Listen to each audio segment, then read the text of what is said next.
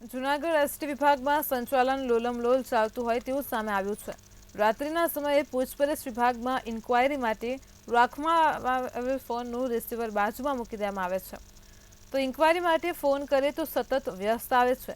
કેટલાય લોકો બસનો સમય જાણવા માટે પૂછપરછ વિભાગમાં જાય ત્યારે કોઈ હાજર મળતું નથી, જ્યાં મુસાફરો દ્વારા આક્ષેપો કરવામાં આવ્યા હતા।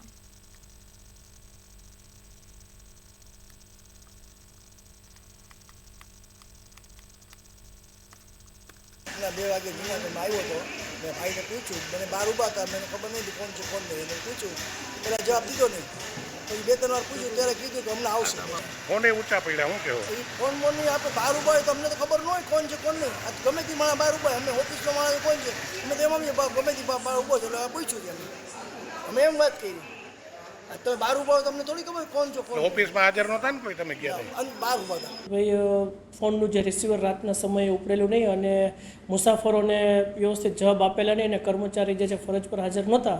હવે એ જે ફરિયાદના આધારે જે છે હાલમાં તો અમે એ જે કર્મચારી જે છે કર્મચારીને આઈડેન્ટિફાઈ કરી અને ડ્યુટી લિસ્ટમાં નામ જોઈ અને એની પર કાયદેસરની કાર્યવાહીની શરૂઆત કરી દીધી છે। એ જે કર્મચારી જે છે એને ખુલાસો પણ પૂછવામાં આવેલો છે અને એને CS આપી અને એને જે કંઈ ખાતાકીય કાર્યવાહી અમારે કરવાની થશે અમારા લેવલની એની ઉપર અમે ખાતાકીય કાર્યવાહી પૂરી કરશું।